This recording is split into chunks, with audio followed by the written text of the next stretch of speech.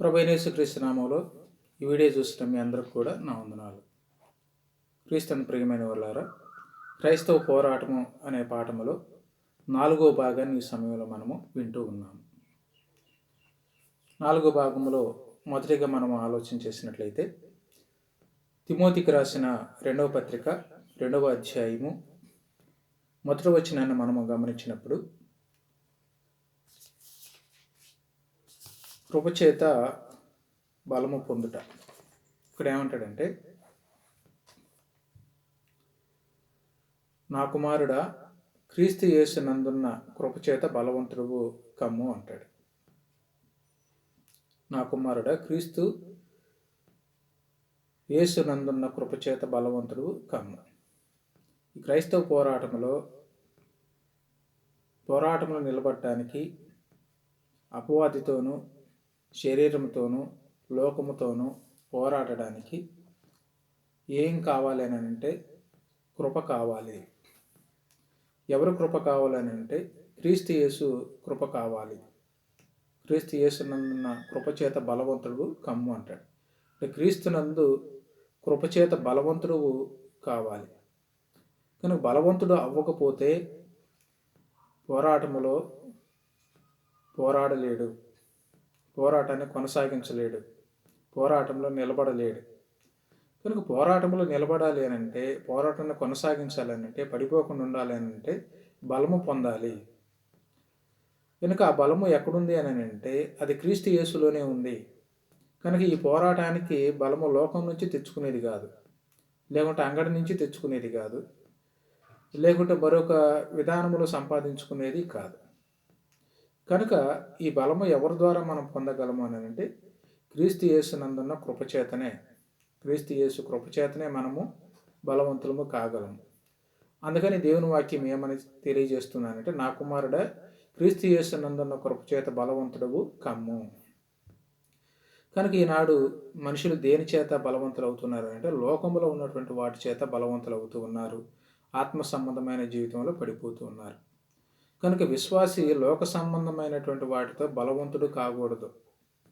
అవి వాడుకోవటానికి సంపాదించుకున్న, అవి భౌతికంగా బ్రతకడానికి ఉపయోగపడతాయి, కానీ ఆత్మీయంగా బలపడటానికి, ఆత్మ సంబంధమైన పోరాటానికి అవి ఏమాత్రం కూడా ఉపయోగపడవు. మరి ఆత్మ సంబంధమైనటువంటి పోరాటానికి ఏది ఉపయోగపడుద్ది అని అంటే క్రీస్తు యేసునందున్న కృప మాత్రమే.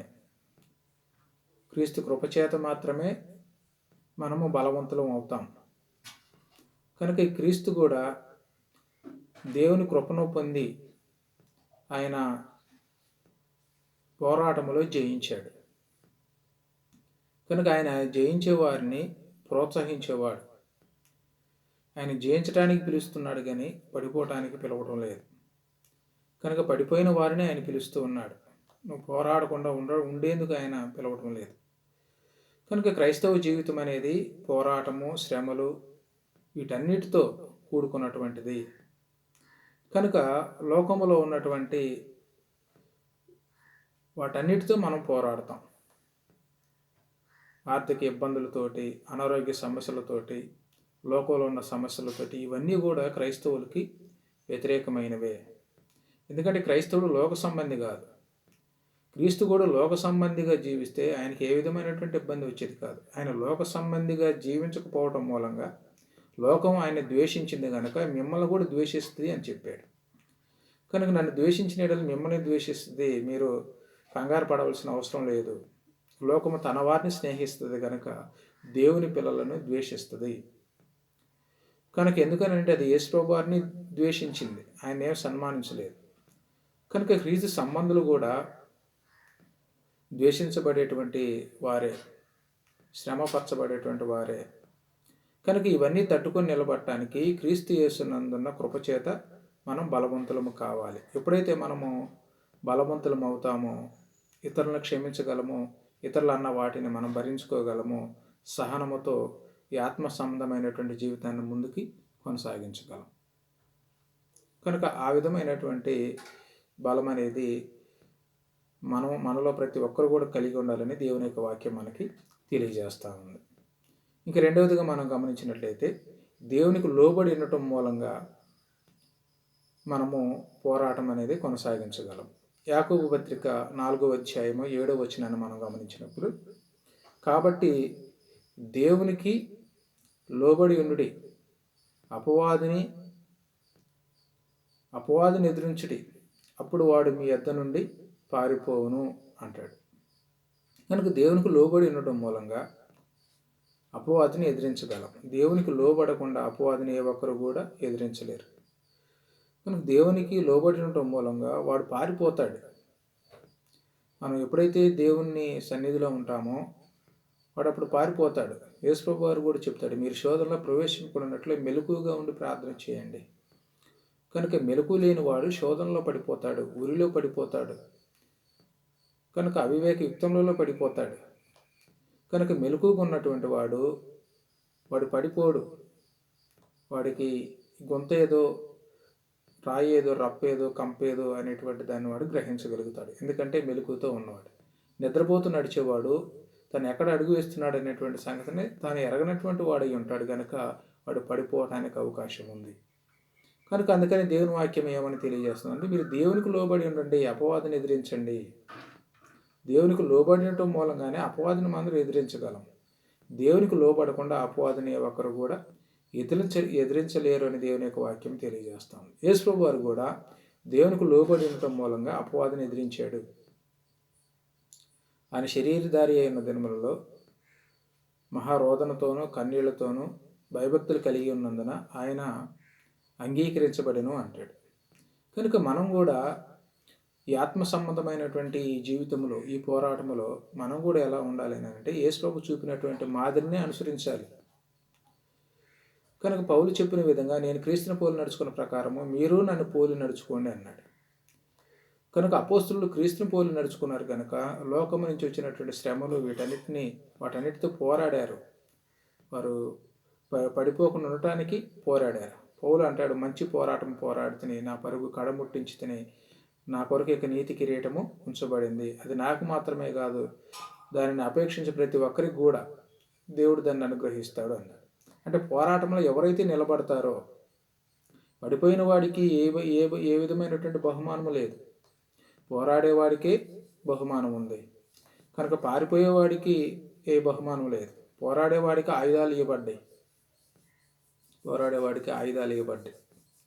అవి ఆత్మ సంబంధమైనటువంటి ఆయుధాలు మనం తిమోతి పత్రికలో చూస్తాం. కనుక ఎఫెసీ పత్రికలో కూడా మనం చూస్తాం అన్నమాట. అంటే ఇవి ధరించడం మూలంగా మనం ఈ పోరాటంలో పోరాడగలం. పోరాడేవాడికి ఆయుధాలు ఇవ్వబడ్డాయి, కానీ పారిపోయేవాడికి ఏ విధమైనటువంటి ఆయుధం కూడా ఇవ్వబడలేదు. కనుక ఈ పోరాటంలో మనము అపవాదిని ఎదిరించాలి అని అంటే దేవునికి లోబడి ఉండటం మూలంగా అపవాదిని ఎదిరించగలము. అప్పుడు వాడు మన యొద్ద నుండి పారిపోతాడు అంటాడు. కనుక ఇంకా ఏమంటాడు అని అంటే, అనుకోగలిగిన వారే ఇలా చేస్తారు. ఎలాగంటే దేవునికి లోబడి ఉండటం అనేటువంటిది. అనుకోలేని వారు దేవునికి లోబడి ఉండలేరు. కలిగి ఉండటం మూలంగానే మనం అపవాదిని ఎదిరించగలం. కనుక మనం దేవునికి లోబడుతున్నామా లేక శరీరానికి లోబడుతున్నామా అనేటువంటిది మనం ఆలోచన చేయాలి. మనం శరీరానుసారంగా నడుచుకుంటే శరీర సంబంధమైనటువంటి మనసు అది మరణానికి నడిపించుద్ది. ఆత్మ సంబంధంగా మనం నడుచుకుంటే ఆత్మ సంబంధమైన మనసు జీవము అది నిత్యత్వానికి నడిపించుద్ది. కనుక క్రీస్తు ప్రియమైన వారుల ఈనాడు మనము దేని చేత నడిపించబడుతూ ఉన్నాం? ఆత్మ చేత నడిపించబడుతున్నామా, శరీరం చేత నడిపించబడుతున్నామా అనేటువంటి సంగతిని మనము ఎరగాలి. కనుక మనము విన్నటువంటి ఈ పాఠంలో 3వ భాగము 4వ భాగంలో దేని చేత మనం కొనసాగించబడాలి, దేని చేత మనం నడిపించబడాలి అని అనేటువంటి సంగతులను మనం విని ఉన్నాం. శరీరం చేత మనం నడిపించబడటానికి మనం ఆత్మ సంబంధంగా జన్మించలేదు, కానీ ఆత్మచేత నడిపించబడడానికి, నిత్యత్వాన్ని మనం స్వతంత్రించుకోవటానికి మాత్రమే ఆత్మ సంబంధులుగా మనం సృష్టించబడ్డాం. కనుక ఆ విధమైనటువంటి ఈ పోరాటము మనలో ప్రతి ఒక్కడు, ప్రతి క్రైస్తవుడు కూడా, ప్రతి విశ్వాసి కూడా తను పడిపోకుండా, ఒకవేళ పడిపోయిన లేచి మరలా తన పరుగు కొనసాగించాలని మనం చేస్తూ ఈ ఆత్మ సంబంధమైనటువంటి పోరాటంలో పడిపోకుండా ఉండేందుకు మనము పోరాడవలసినటువంటివి లోకము, శరీరము, అపవాది, ఆర్థిక ఇబ్బందులు, కుటుంబ సమస్యలు, వీటన్నిటితో మనం పోరాడాలి. వీటన్నిటితో పోరాడుతున్నప్పుడు పడిపోకుండా ఉండటానికి ఏం చేయాలని అంటే ఆత్మచేత మనము నడిపించబడాలి. ఆత్మచేత ఎప్పుడైతే మనం నడిపించబడతామో మనము పడిపోయే అవకాశము ఉండదు.